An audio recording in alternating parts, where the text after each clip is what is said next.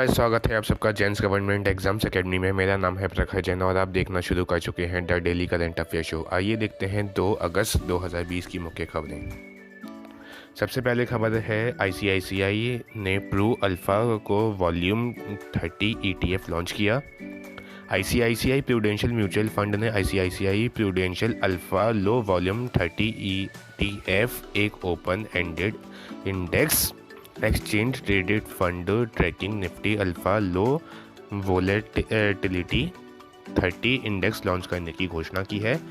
इस प्रस्ताव का उद्देश्य ट्रैकिंग त्रुटियों के अधीन Nifty alpha low volatility 30 index जैसा रिटर्न प्रदान करना है।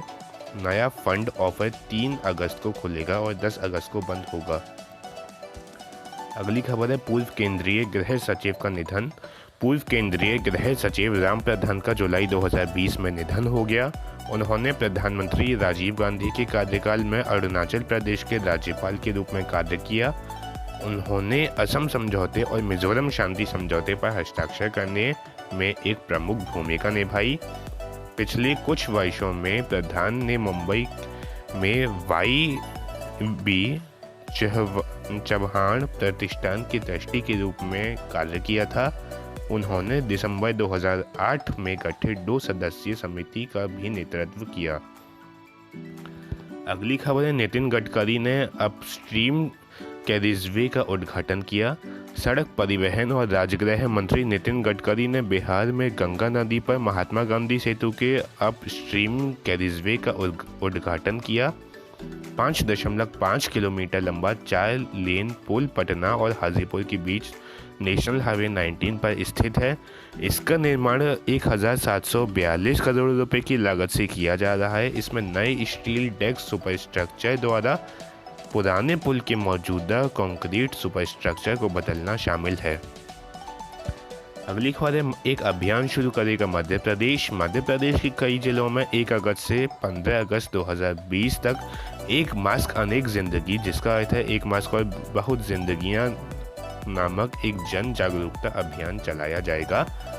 इस अभियान के दौरान लोगों को कोविड-19 संक्रमण से बचाव के उपायों के बारे में बताया जाएगा। नगर निगम उसी थीम पर शहर में एक जन जागरूकता रथ भी चलाएगा। अगली खबर है आशीष भाटिया गुजरात के नए डीजीपी। अहमदाबाद के पुलिस आयुक्त आशीष भाटिया को गुजरात पुलिस का नया महानिदेशक नियुक्त किया गया। वह शिवानंद झा की जगह लेंगे जो 31 जुलाई 2020 को सेवानिवृत्त हुए। श्री भाटिया ने गुजरात पुलिस में विभिन्न महत्वपूर्ण पदों पर कार्य किया है। वे सीआईडी क्राइम और रेलवे के डीजीपी रह चुके थे। आतंकवाद विरोधी विशेषज्ञ के रूप में जाने वाले भाटिया को अहमदाबाद में 2008 के सिलसिलेवार बम विस्फोट मामले को सुलझाने का श्रेय जाता है।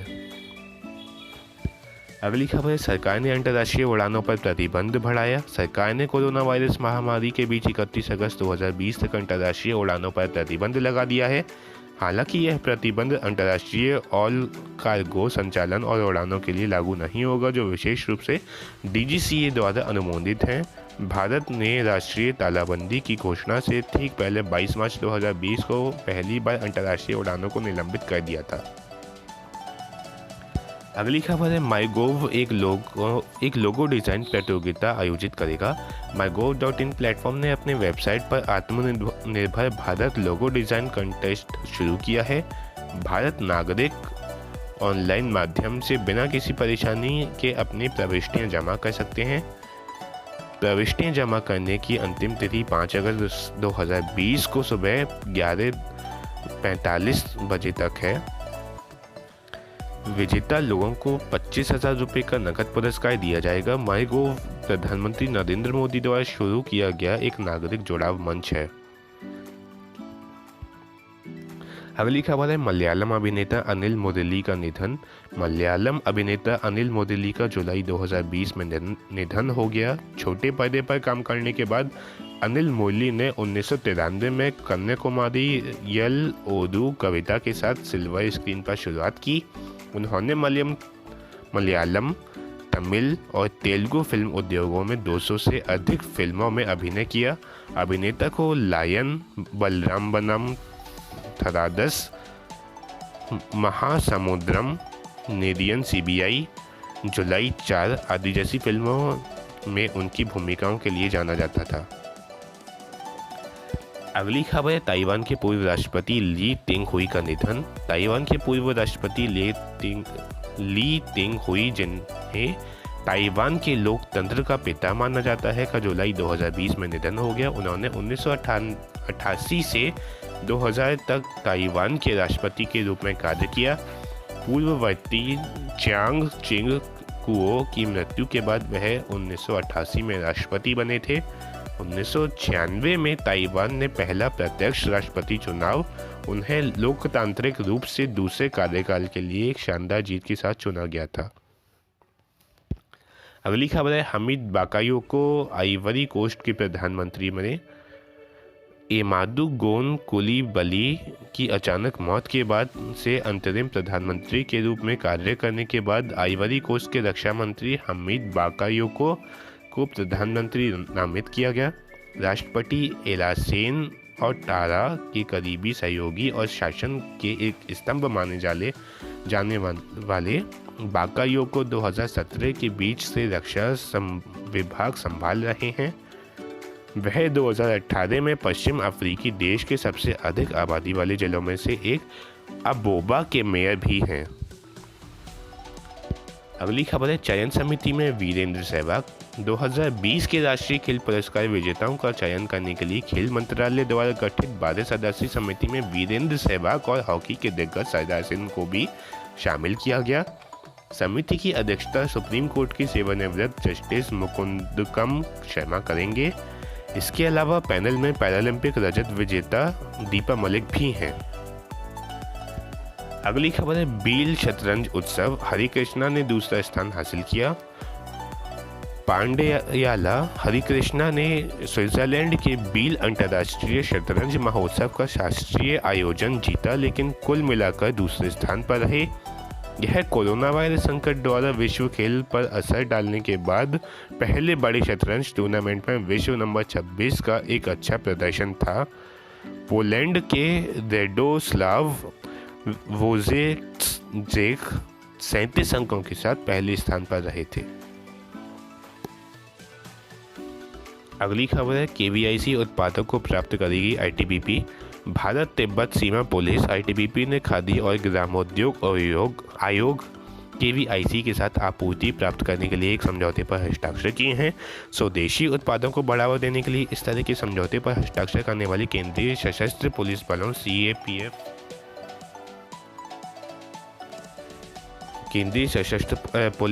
सीएपीएफ के बीच आईटीबीपी की पहली ताकत बन गई है। समझौते के अनुसार आईटीबीपी द्वारा केवीआईसी से कुल 1200 क्विंटल सरसों का तेल खरीदा जा रहा है। अगली खबर है शिव प्रताप शुक्ला आचार समिति के अध्यक्ष। भाजपा सांसद शिव प्रताप शुक्ला को राज्यसभा की आचार समिति के अध्यक्ष के रूप में नियुक्त किया गया है। राज्यसभा के अध्यक्ष एम वेंकैया नायडू ने हाल ही में आचार समिति के शुक्ला के अलावा संसद के 3 अन्य सदस्यों सांसदों को नियुक्त किया। इनमें द्रविड़ मुनेत्र कडागम डीएमके के तिरुचि शिवा, तेलंगाना राष्ट्र समिति टीआरएस के डॉक्टर केशव राव और वी विजयसाई रेड्डी शामिल हैं। अगली खबर है बबीता फोगाट खेल विभाग की उप निदेशक। हरियाणा सरकार ने अंतर्राष्ट्रीय पहलवान बबीता फोगाट और कबड्डी खिलाड़ी कविता देवी को अपने राष्ट्रीय और युवा मामले विभाग में उप निदेशक नियुक्त किया है। उन्हें Haryana outstanding sports person recruitment and conditions of service rules 2018 के तहत नियुक्त किया गया। आदेशों के अनुसार दोनों को 1 महीने के भीतर विभाग में शामिल होना है। अगली खबर सरकार ने 11.85 करोड़ रुपए खर्च करेगी। सरकार चालू वित्त वर्ष में 11.85 करोड़ के साथ पहले चरण में 112 स्टार्टअप्स को वित्त पोषित करेगी। कृषि प्रसंस्करण, खाद्य प्रौद्योगिकी और मूल्य संवर्धन के क्षेत्र में विभिन्न ज्ञान भागीदारों और कृषि व्यवसाय इनक्यूबेटरों द्वारा चयनित स्टार्टअप्स को धनराशि दी जाएगी। नवाचार और कृषि उद्यमिता विकास कार्यक्रम के तहत धनराशि प्रदान की जाएगी। अगली खबर है, ओम प्रकाश को उत्तराखंड का मुख्य सचिव नियुक्त किया गया। वरिष्ठ आईएएस अधिकारी ओम प्रकाश को 30 जुलाई 2020 को उत्तराखंड का मुख्य सचिव नियुक्त किया गया। 1987 के बैच के एक आईएएस अधिकारी ओम प्रकाश उत्पाल कुमार सिंह से पदभार ग्रहण करेंगे, जो 31 जुलाई 2020 को सेवानिवृत्त हुए। पद पर उनकी नियुक्ति का आदेश कार्मिक और सतर्कता विभाग की द्वारा जारी किया गया था।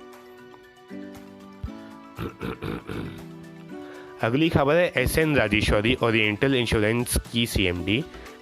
एसएन राजेश्वरी को ओरिएंटल इंश्योरेंस कंपनी लिमिटेड का अध्यक्ष सह प्रबंध निदेशक नियुक्त किया गया है। राजेश्वरी वर्तमान में new India insurance company limited की महाप्रबंधक हैं। उन्हें अपनी सेवानिवृत्ति की तारीख तक यानी 31 मई 2022 तक OICL का सीएमडी नियुक्त किया गया। OICL एक सार्वजनिक क्षेत्र की सामान्य बीमा कंपनी है जिसका मुख्यालय नई दिल्ली में है। अगली खबर है, मिजोरम में ग्रीन एजी परियोजना शुरू हुई। ग्लोबल एनवायरनमेंट फैसिलिटी GEF द्वारा वित्त पोषित एक परियोजना ग्रीन एजी को मिजोरम में ग्रीन एजी परियोजना शुरू हुई।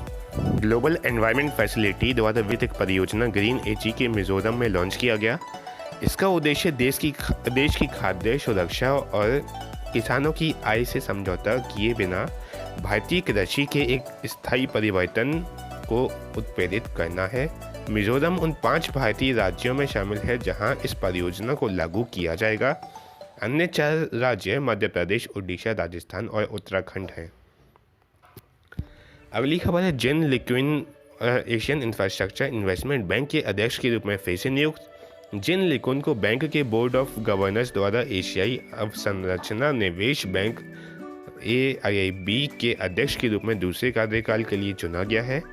चुनाव परिणाम की घोषणा 28 जुलाई 2020 को बैंक की 5वीं वार्षिक बैठक के दौरान AIIB के बोर्ड ऑफ गवर्नर्स के अध्यक्ष के द्वारा की गई थी। अध्यक्ष जिनका दूसरा 5वां साल का कार्यकाल 16 जुलाई 2021 से शुरू होगा। अगली खबर है, वायु प्रदूषण ने जीवन प्रत्याशा में 5.2 वर्षों की कमी की। भारत में प्रदूषण के स्तर और औसत भारतीय की जीवन प्रत्याशा से 5.2 वर्ष कम कर दिए हैं और यह भारत गंगा के मैदानी इलाकों में रहने वाले लोगों को सबसे अधिक प्रभावित करता है। शिकागो विश्वविद्यालय में ऊर्जा नीति संस्थान ने एक आकलन में यह कहा गया, जिससे पता चलता है कि 2016-18 के बीच स्थिति में थोड़ा सुधार हुआ था। भारत बांग्लादेश के बाद विश्व में दूसरा सबसे प्रदूषित देश है। अगली खबर है, नासा का Mars perseverance rover launch. NASA ने 30 जुलाई 2020 को फ्लोरिडा के cap Canaveral air force station से अपना मार्स परसिवरेंस रोवर लॉन्च किया। मार्स परसिवरेंस रोवर का मुख्य उद्देश्य प्राचीन जीवन के संकेतों की तलाश करना और पृथ्वी पर संभावित वापसी के लिए चट्टान और मिट्टी के नमूने एकत्र करना है। मिशन की अवधि कम से कम 1 मंगल वर्ष होने की उम्मीद है, जो पृथ्वी पर 687 दिनों के बराबर है। अगली खबर है, ध्रुवीय भालू 2100 तक विलुप्त हो सकते हैं। जंगल में लगभग 25,000 ध्रुवीय भालू बचे हैं, लेकिन जलवायु परिवर्तन उन्हें विलुप्त कर रहा है। नेचर क्लाइमेट चेंज जर्नल में प्रकाशित शोध के अनुसार ध्रुवीय भालू एक मानव जीवनकाल के भीतर गायब हो सकते हैं। शोधकर्ताओं ने 13 उपयोगों में से 12 का विश्लेषण किया और पाया कि आर्कटिक में परिवर्तन की सर्वपट गति से प्रजातियों के 2100 तक लुप्त होने की उम्मीद है। अगली खबर, टाटा कैपिटल बायोकॉन बायोलॉजिक्स में निवेश करेगा। बायोकॉन के बोर्ड में सहायक कंपनी बायोकॉन बायोलॉजिक्स में 0.85% हिस्सेदारी के लिए 225 करोड़ रुपए की टाटा कैपिटल निवेश को मंजूरी दे दी है। यह बायोकॉन बायोलॉजिक्स का 26,250 करोड़ रुपए या $3.5 बिलियन में इक्विटी वैल्यूएशन और 30,400 करोड़ रुपए या $4 बिलियन में एंटरप्राइज वैल्यूएशन करेगा। इस लेन देन के पूरा होने के बाद बायोकॉन बायोलॉजिक्स में 95.25% हिस्सेदारी रखेगा। अगली खबर है, अमेजन उपग्रह ब्रॉडबैंड योजना में निवेश करेगा। Amazon.com इंक्लूसिव $10 बिलियन से अधिक के निवेश से 3,236 उपग्रहों के नेटवर्क का निर्माण करेगा, जो दुनिया भर के उन लोगों को उच्च गति की ब्रॉडबैंड इंटरनेट सेवाएं प्रदान करेगा जिनके पास ऐसी पहुंच का अभाव है। यह घोषणा संघीय संचार आयोग के प्रोजेक्ट कुइपर, जो कि लो अर्थ ऑर्बिट उपग्रहों का नक्षत्र बनाने के लिए है, नामक योजना के अनुमोदन के बाद की गई है। आज की खबरों में इतना ही। अगर आपको वीडियो पसंद आई हो तो वीडियो को लाइक करें, ज़्यादा से ज़्यादा शेयर करें और चैनल को सब्सक्राइब करें। धन्यवाद।